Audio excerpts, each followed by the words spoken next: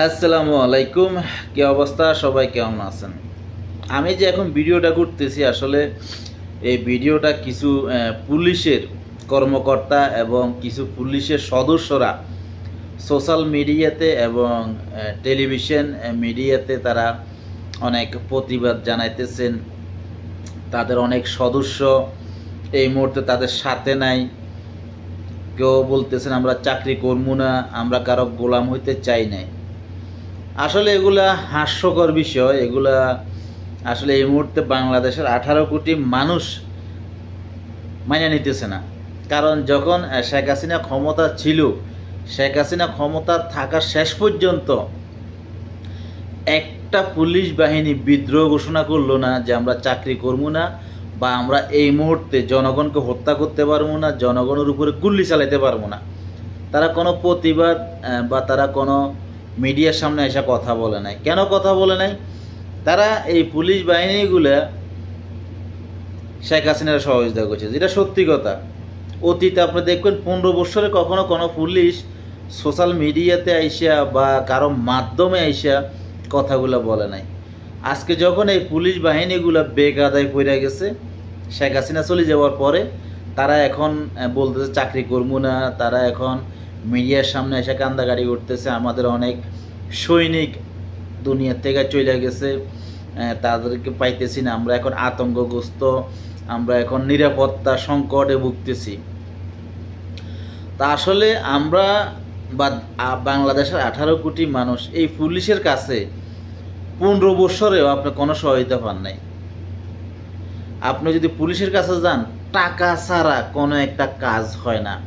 খোদ আমি নিজে সাক্ষী, কারণ আমি যখন একটা মামলা করি, আমার কিছু টাকা তার নাম্বারে চলে যায়, সে টাকাটা দেবে না বলতেছে, তার সাথে আমার অনেকগুলা ঝগড়াঝাটি হয়, হাতাহাতি হয়। তখন আমি পুলিশকে কল করি, পুলিশ আসে। ওই পুলিশ মামলা দেওয়ার পরেও তাকে আমি টাকা দিতে হয়েছে, তার আসা যাওয়ার ভাড়া দিতে হয়েছে পুলিশকে।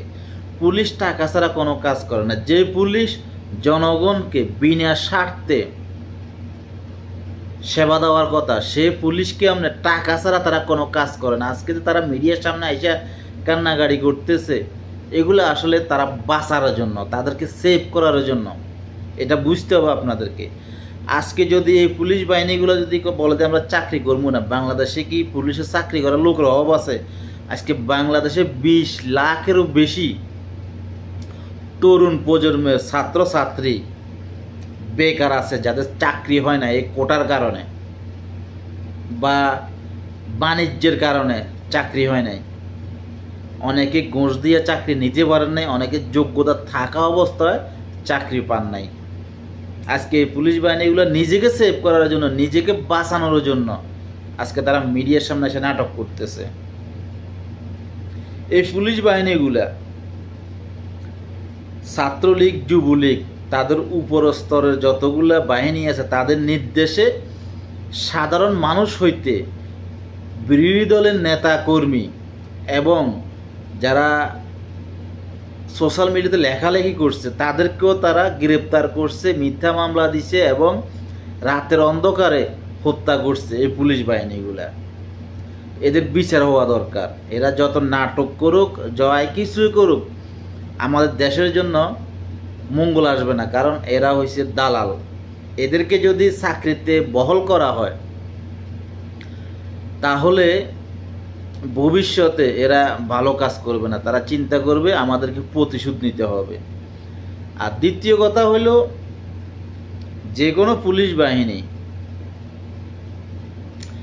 যে দলে ক্ষমতায় আসুক, তার আন্ডারে কাজ করতে হয়, তার নির্দেশনা মানতে হয়। এটা বাংলাদেশে কবে ঠিক হবে আমি জানি না। কারণ যেহেতু বাংলাদেশে বৈষম্য বলেন আর ছাত্রছাত্রী বলেন, জনগণ বলেন, ছাত্রছাত্রীরা কিন্তু একা আন্দোলন করে নাই। আপনি কয় লক্ষ ছাত্রছাত্রীকে আপনি এই রাজনীতি মুক্ত পাবেন যে আমি রাজনীতি করি না? কেউ প্রকাশ করে, কেউ প্রকাশ করে না। কিন্তু যারা ঘটনা ঘটাইছে, আন্দোলন সংগঠিত করছে, এরা বেশিরভাগ বিএনপি, জামাত। কারণ এরা ভিতরে থাইকা, ছাত্রছাত্রীর ভিতরে থাইকা এরা আন্দোলনটাকে বাড়াইছে এবং গন্ডগোলটা এরা তৈরি করছে। ভাঙচুর বলেন, মিছিল বলেন, যাই কিছু বলেন, এরা এগুলা সংগঠিত করছে। বৈষম্য ছাত্রছাত্রী এটা মাত্র একটা ইস্যু, এদেরকে সামনে রাইখা আন্দোলনটা চালাইছে কিন্তু বিএনপি এবং জামাতের ছাত্রছাত্রীরা। এটাই বাস্তবতা। কে মানতেছেন কে মানতেছেন না আমি তো ভাই সেটা বুঝতেছি না। তবে এখানে ছাত্রছাত্রীদের একা ভূমিকা নাই, কারণ বাংলাদেশে এখন ছাত্রছাত্রী বলেন, বিএনপির ছাত্র বলেন, জামাতের ছাত্র বলেন, অসংখ্য আছে। হেফাজত বলেন, অভাব নাই। এদেরকে পিছন থেকে কললাঠি লাড়ছে তাদের মাদ্রাসার শিক্ষকেরা এবং দলীয় নেতা কর্মীরা, যে তোমরা যাও, তোমরা আন্দোলনটাকে আরো জোরদার করো। তো ভালো থাকবেন। যদি কোনো পুলিশ বাহিনী এই মুহূর্তে চাকরি না করে, যারা নতুন সরকার আসতেছে তারা হয়তো এই লোকগুলোকে আবার নিয়োগ দেবে। আর বর্তমানে বাংলাদেশে লুটপাট করতেছে এই মুহূর্তে বিএনপি জামাতের লোকেরাই কিন্তু মানুষের, আওয়ামী লীগের নেতা কর্মীদের বাড়িতে হামলা করতেছে, আওয়ামী লীগের নেতা কর্মীদের ব্যবসা বাণিজ্যে হামলা করতেছে। এখানে আওয়ামী লীগের কোনো ভূমিকা নাই, এখানে বেশিরভাগই বিএনপি জামাত। কারণ আওয়ামী লীগ এই মুহূর্তে আতঙ্ক আছে, তারা চাইলেও এখন নেতাগুলোর কথা শুনবে না, কারণ নেতারা এখন আন্ডারগ্রাউন্ডে আছে। নেতারা এই মুহূর্তে কোনো নির্দেশনা দেবে না। এবং দ্বিতীয় কথা হলো, নেতারা এখন নেতাদের চিন্তা করতেছে, কর্মীরা কর্মীদের চিন্তা করতেছে।